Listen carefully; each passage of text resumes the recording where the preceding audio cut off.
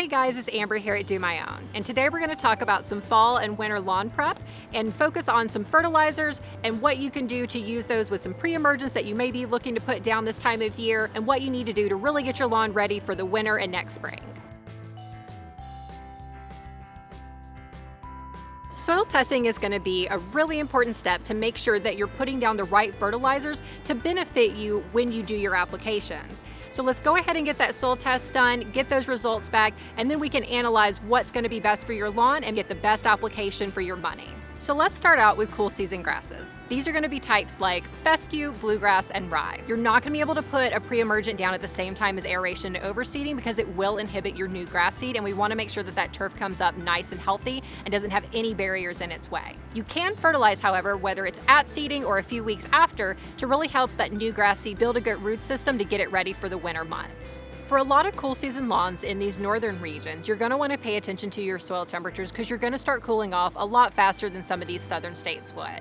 You want to make sure that you're looking for fertilizers that really are going to benefit you, but not putting them down too late in the season to where they're not going to be absorbed because your grass has already started kind of going dormant, even though it technically grows during the winter. If you've done an aeration and overseeding like we mentioned before, you're looking for something like a starter fertilizer. They're going to be geared towards that root development and a little bit of nitrogen and potassium just to make it a little more balanced fertilizer, but without having too much to worry about during your application. If you're going to put those fertilizers down on the cool season grasses, you're not over applying and you're following those label instructions because you don't want to have too much of it left in the soil to where you'd have to worry about brown patch or winter dieback occurring from too much of those nutrients in the soil.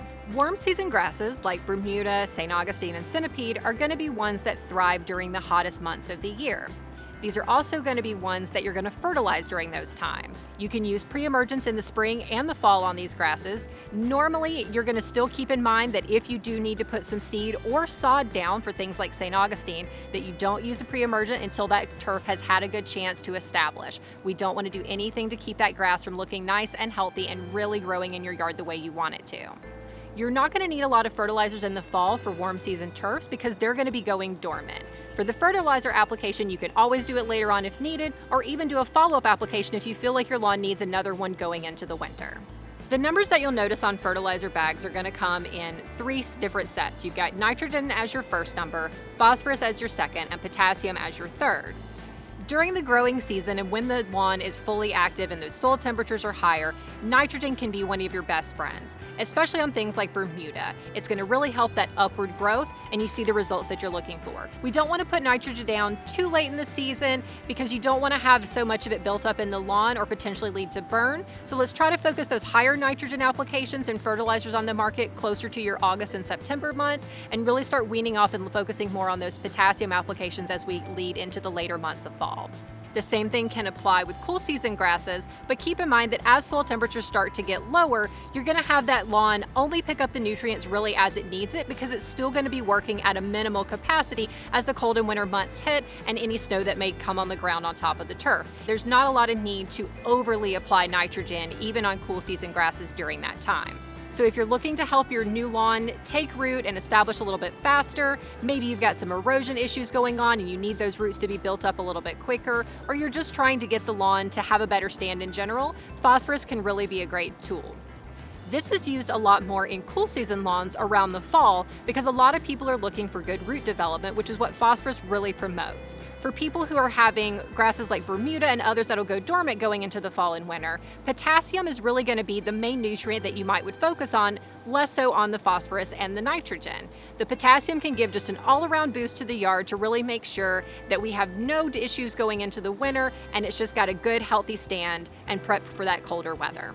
There's liquid fertilizers, there's liquid pre-emergents, and most of the time, those two products can be put together in the tank and applied at the same time. You're checking both labels for compatibility, and if you need to, do what's called a tank mix test in a small jar first to make sure there's no clumping or discoloring and that everything's going to be a-okay when you get ready to apply it to your lawn. There's also granular pre-emergents and granular fertilizers. You can only put these down in your spreader at the same time if they both are applied at the same amount of product per 1,000 square feet. If they're not compatible, you need to do 2 separate applications, but it doesn't matter what order you do them in. You can do them back to back. It's going to be completely safe on the lawn.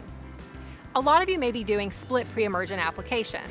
You can also treat your fertilizers the same way if you want to do a split application at the same time. Use the same rate during both applications and make sure that you're not changing up your products or your active ingredients between the two split treatments either. You want consistency above everything and making sure that you're following those label rates and not going over the maximum that they can be used at for the year. Whether you're applying to a warm or cool season grass, if you decide to put down a fertilizer and a pre-emergent on your lawn going into the fall and winter, both of these type of chemicals are ones that need a higher water volume to create that barrier that you want for the pre-emergent and getting all of those nutrients penetrating into the root zone so the turf can take it up and you see the results that you're looking for. You don't want to short yourself on water and short yourself on results.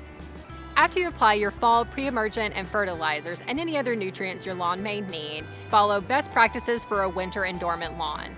Check for any limbs and debris that may fall over the time. Try to walk on it as little as possible and make sure that you keep it at a nice height right before your last mow so that it's healthy going through the winter.